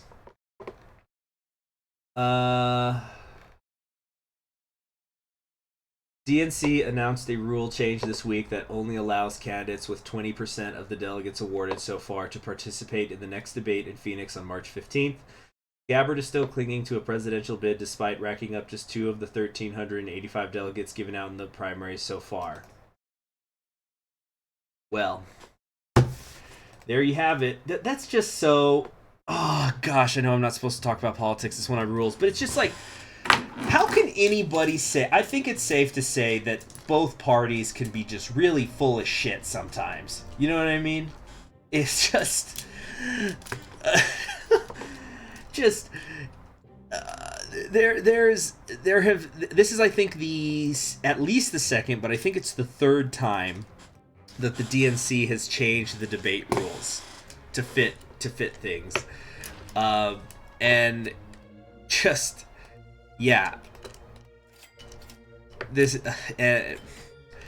Oh yeah, look at me! I'm the Democratic Party. I'm totally in favor of women and minorities and people of non-Christian faiths. Oh wow, look at that! One of the 3 presidential candidates checks all those boxes. We're not gonna invite her though. We're not. We just say that we're diverse, so you'll vote for us. Fuck off. Fuck off. All right. Anyway, let's go do this. Let's go do this interview. So I hired the PR consultant. Hopefully, I'm not gonna say some dumb shit like marijuana's bad. Let's do heroin instead. Yeah, you know, they also changed the rules, Ethan. They also changed the rules with Mike Gravel. So Mike Gravel, you guys might not remember this because this was last year, but he was a guy who they said he couldn't get in because he didn't have enough individual donors. So then he got the individual donors, and then they just didn't invite him anyway. Yeah. Anyway, okay, so it's another appearance for Good Day. Okay. Today on Good Day, we investigate the troubling topic of video game violence. Nancy frags some punk suckers. Wait, suckers? What? And we have a brief sit down with a politician of some sort. A lot of our viewers are in California. Great state. One of the best. Anyway, there's a drought going on. They want to know what you're going to do for them. Fuck. Vote for me, then we'll see if California votes for you, so maybe I'll make something happen. Okay, that could have been worse, but that's pretty bad. Yeah, they didn't like that. Many of our viewers work minimum wage jobs. They've got no money. They want more. Higher minimum wage. But I've heard there might be some downsides to it. What do you think? Damn it. Okay, well, they didn't like when I did this last time, so let's try that. Okay, that was a little better.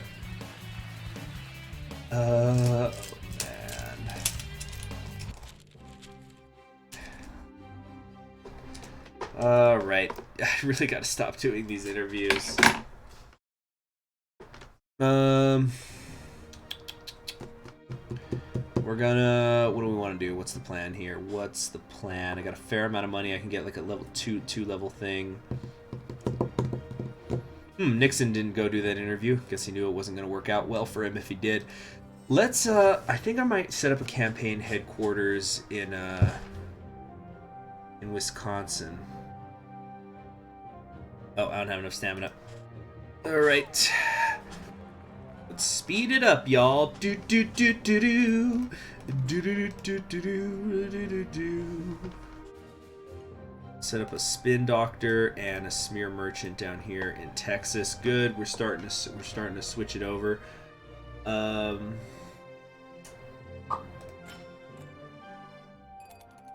Okay, we can pick up another endorsement. Let's get with the Association of Women. It's good. We're turning Texas. What is Nixon doing? Screwing this all up. Oh, nice. So that's a green. So this is guaranteed good.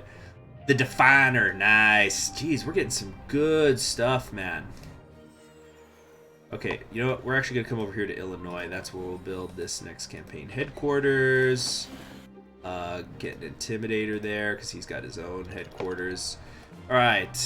What do we want to do? Do we want to do? Okay, we'll do Michelle this time. 9 out of 10 on the appearance. Hey, you know what? That's just some things are bipartisan.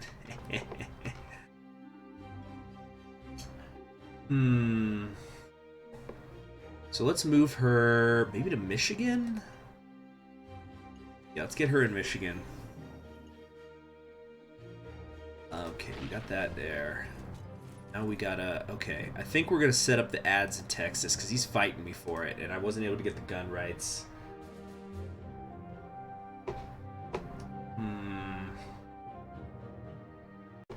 Hold on a sec.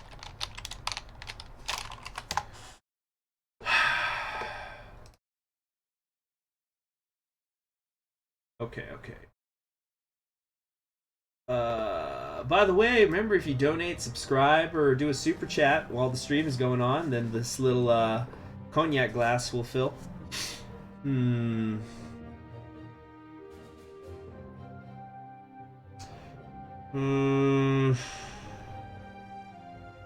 All right, what's the plan here? Lock it up. Let's check the polls. Oh yeah, I'm totally whooping his ass, but he's trying to take Georgia from me, bastard. You know what? Let's come down here. We're gonna set up an advertisement guru. Upgrade the campaign headquarters. Let's try to make bees important again.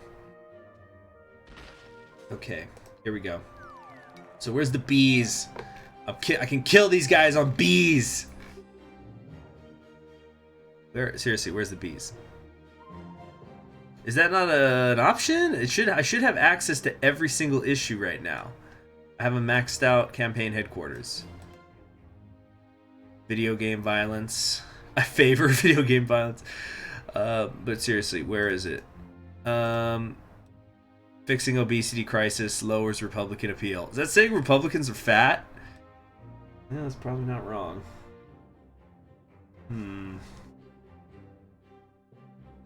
Let's do...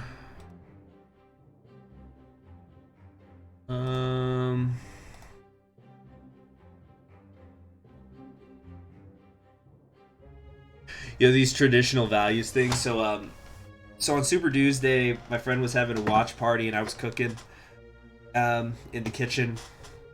So, but like, you know, he had the TV on so I could hear everything. Like, we were just all talking, everybody was chatting back and forth. But now, some of my friends are open with who they vote for, some are not.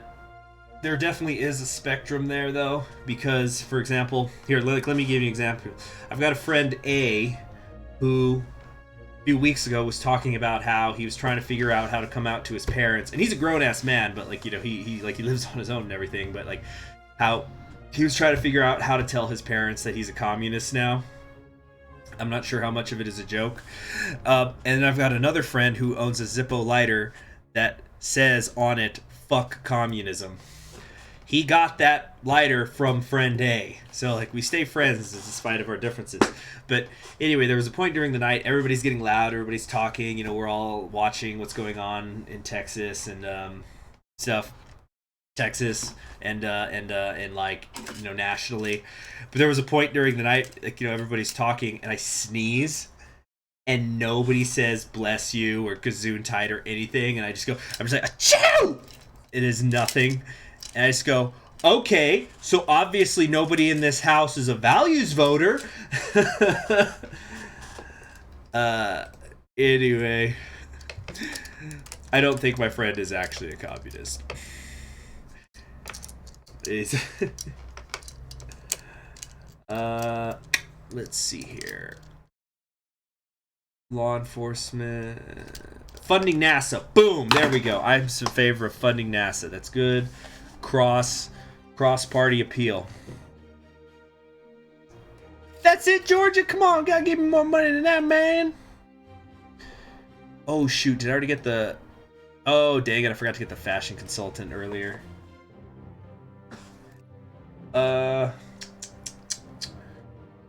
All right, we need to go out here. Why is California purple? And who the hell is this? He chose Carly Fiorina. Now, wow, that's a name I have not heard in a long time. Oh, you know what? I should have her in Ohio instead. Actually, oh dang it, I don't have the stamina. Because in Michigan, she's only touching 3 states, but in Ohio, she's touching more, and I've already got Wisconsin. Yeah, wash your hands. You know what's kind of funny about this whole coronavirus thing is that it's at least from what I'm getting in the media, it seems that nobody except me washed their fucking hands before all this. It's like people's like, remember to wash your hands after you use the bathroom. And it's just, I'm just sitting here going, wait, were people not doing that? Are you fucking serious right now? Oh, that's why it's purple. I don't have good awareness here. Okay, I just need to build a campaign headquarters then. And let's set up a smear merchant. Okay. Yeah, there we go. Immediately turned red. Or, excuse me, blue again. Okay, he's getting me on the endorsements. Should I go for the Chamber of Business? Yeah, he won't see that coming. Boom! And just like that, North Carolina's back in the purple.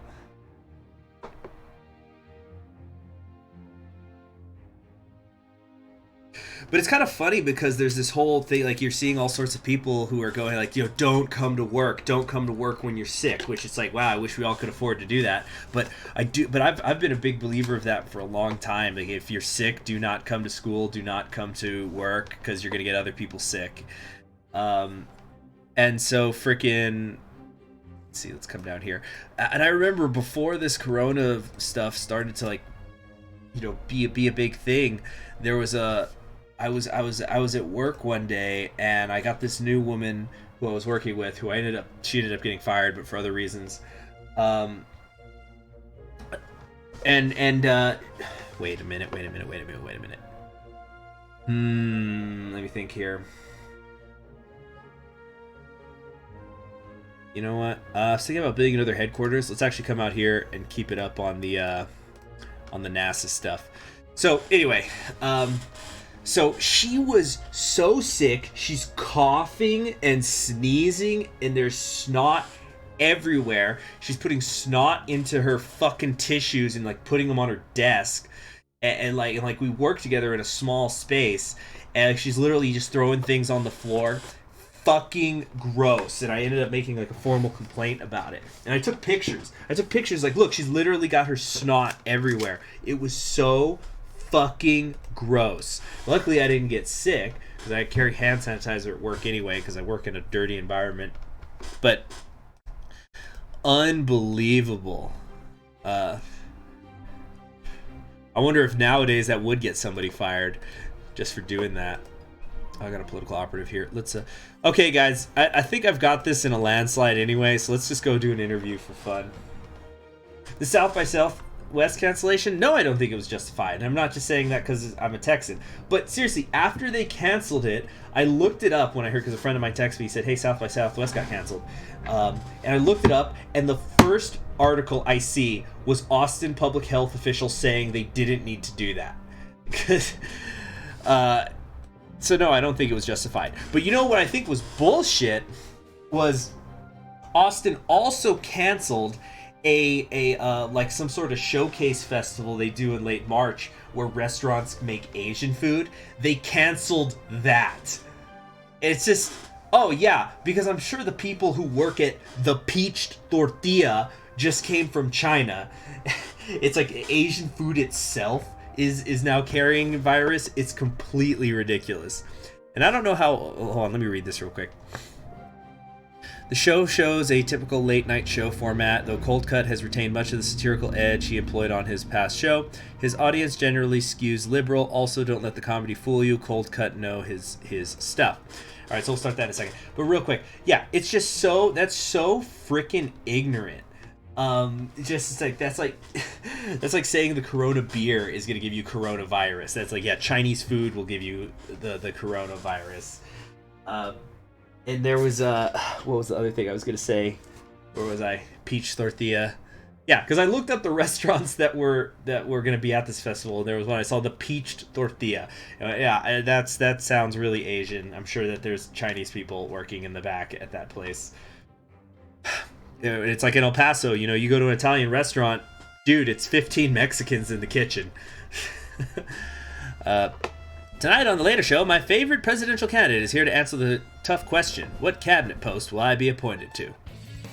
Some say obesity is a huge problem in America. Others say it's just glandular. What about you, fatty? I don't think anybody's ever called Jimmy Carter fat. Okay, good. I've got a lot of options. Okay, scold overeaters. Individuals need to take responsibility. The cost of food is misleading. Unhealthy food costs us all later on in the form of increased healthcare spending. The true cost of food needs to be reflected in its price. Some kind of tax with the funds diverted to Medicare makes the most sense to me.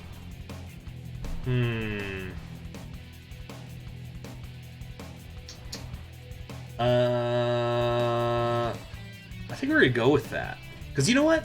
Again, I'm not saying my opinion on whether or not I'm for Medicaid for all, but I have brought up that, like, the United States, I do wish people would talk about how the United States is much more obese than other countries with universal health care. It's going to have its own issues. We all know police officers are loose cannons right on the very edge. They play by their own rules, but they also get results, damn it. Should they be more heavily armed? We need to equip them for their jobs. More tanks, better tanks. It's filled with water. What? Police are too heavily armed. The John Oliver effect? What the fuck is that? Because he sure doesn't affect shit. Dude, John Oliver's a joke. I haven't seen that guy in years. I think the last thing of his I saw, it actually was in the last couple of years, because a friend of mine was insisting to me that I watch it because he knows that I'm into wrestling. And he said, "Oh yeah, he did a WWE episode." And I went, "Okay, I'll check it out." And you know what? It was pretty fucking weak. Because I'm not saying some of the things he was talking about weren't relevant, but he was playing clips from the 90s. It's like he was trying to talk about healthcare for fucking wrestlers, and it's just, why are you talking about Rowdy Roddy Piper when Paige, her career just ended in her fucking 20s because of a wrestling accident and things like that. It's just stupid. Yeah, I'm not a fan. So what is this John Oliver effect? I've never heard of it. You know, I'll just look it up. John Oliver effect. Let's see. Blog. Okay, I found a blog measuring the impact of the John Oliver effect.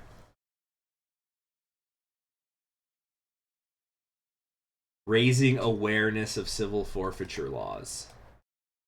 Raising awareness? I don't know. Okay, well, no, people will talk. There'll be more articles about something after he brings it up. That just raises awareness, but what is he actually changing? It's like Jon Stewart. Jon Stewart actually changed things. Jon Stewart got bills passed through Congress. He still does. What does John Oliver do? You know what? At least Stewart was funny. Let's see. We're gonna maybe go to Tennessee. You know what? I think we're gonna try to make a play here. We're gonna try to make a play for North Carolina. Gosh, I've got so freaking much political capital. I don't know what to do with it all, man.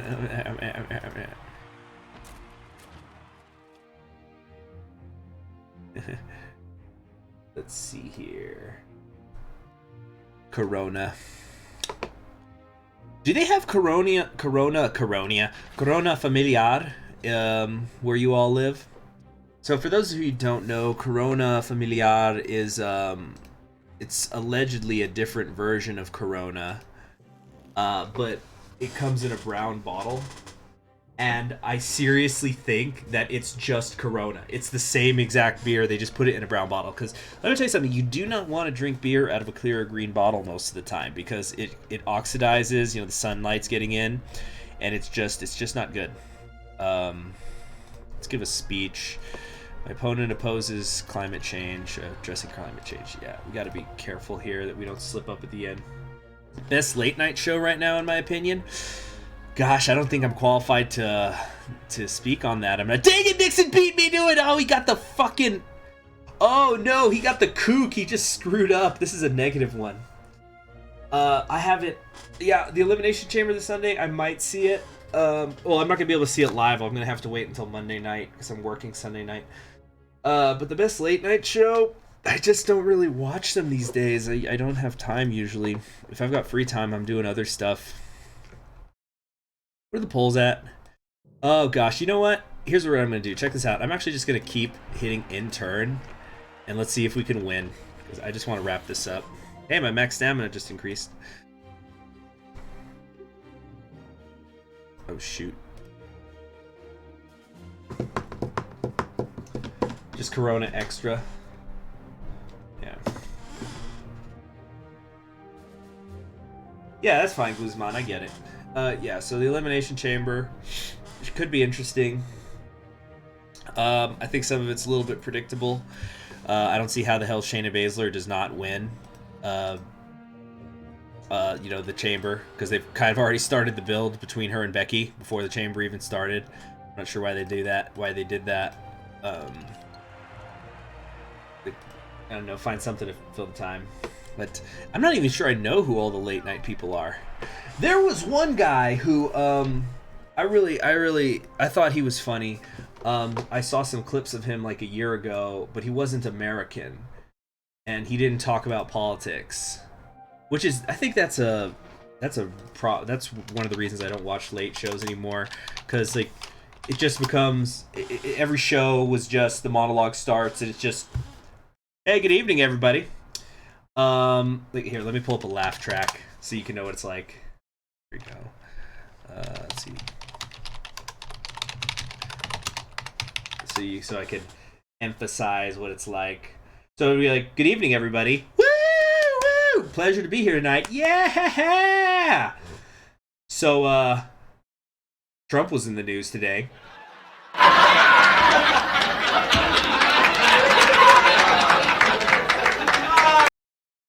He held himself a press conference.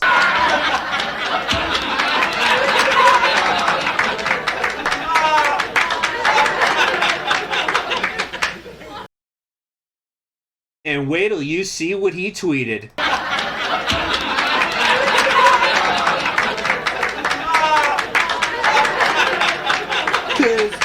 It was pretty dumb.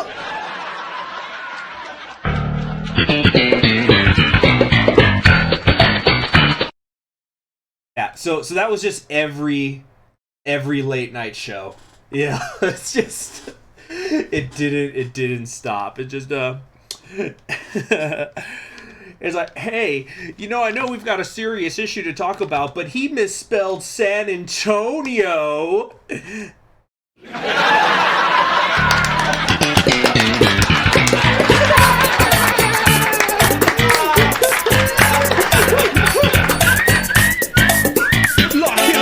Lock him up. That was every late night show. So yeah, I just don't watch them anymore.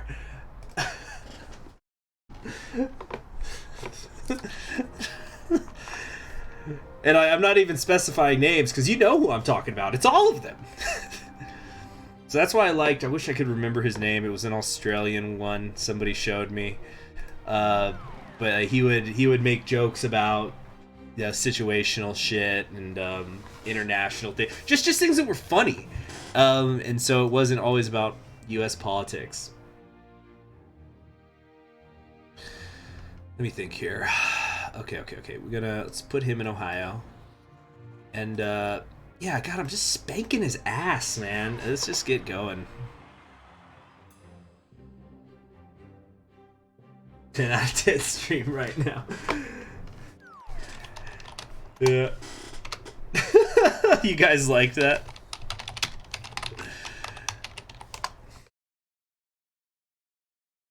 I should do one. I should do like a fucking something for Hearts of Iron 4, like really poor Hearts of Iron 4 jokes. It's like, hey guys, did you hear? The anarchists in Spain are not aligned.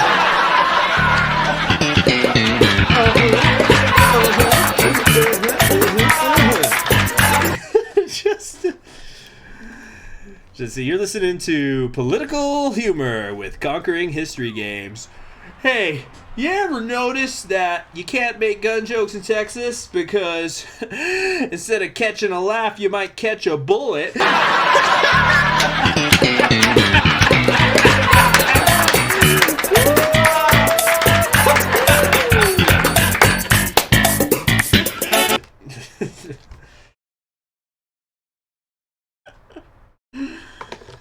All right. Anyway, let's go into it. I don't know, guys. Do you think the Republican will win New Hampshire? Wait. Oh, shit. Wait. Massachusetts? More like Taxachusetts.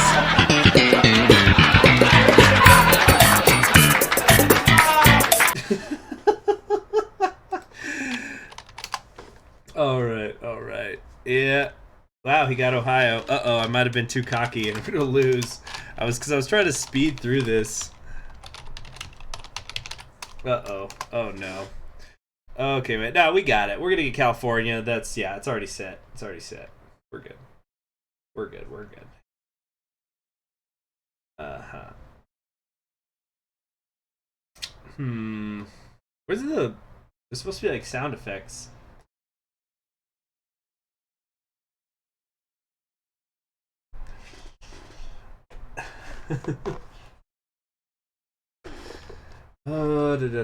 Yeah, funny Kaiserreich jokes.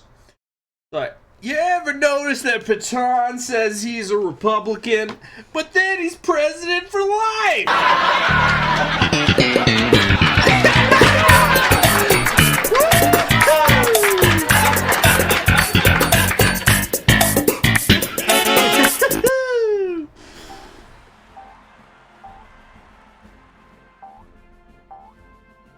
All right, so let's look at the maps. Yeah, I swept through the South. Wow, they were able to get. Well, thanks, Michelle. You couldn't get me Ohio, not even with the definer thing. So, it was obviously closer this time, but we beat Nixon. We've got Nixon. That's what matters. All right, so who would be next? Teddy Roosevelt time. All right. Yeah. Let's see. I'm trying to think of what are some other just obnoxious Kaiserreich jokes that have just been done to death. Maybe.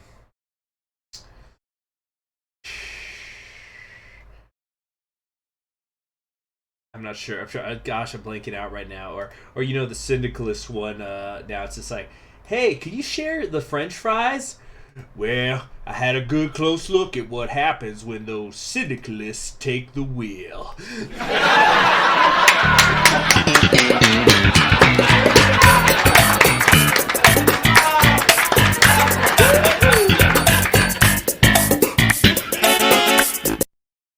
Hey guys, check the screenshot. Stability's at negative 12%. What is this, Russia?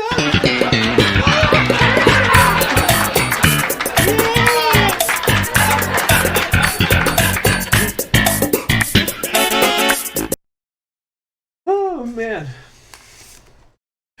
Or, it's just like, oh, man, did you see the news today? I haven't seen a timeline this dark since Pelle's America.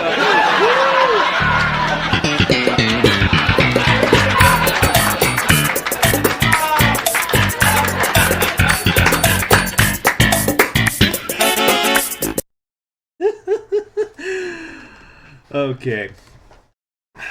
Anyway, yeah. Sorry. I don't know how loud the laugh track actually is going. All right, let's try. Let's try. Let's try a different one. You ever notice that the car lists are like this, but the CNTFAI is like this?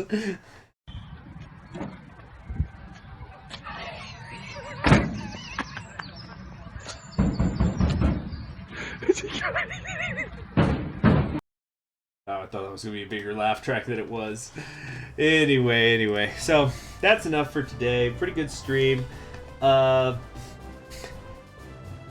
I was made of circles, that's why clocks around. Damn, pull book, you're right. Yeah, right, Jamie Worth. It just starts to become stuff. It's like at a certain point in time, you're just like, so, did anybody see? Yeah, you're right, to use your example. Did you see what Goring did down in Africa?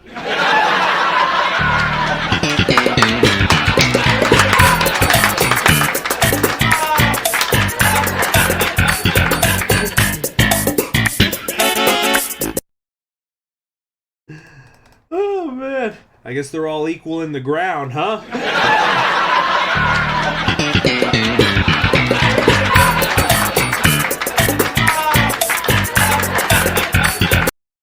Oh, boy.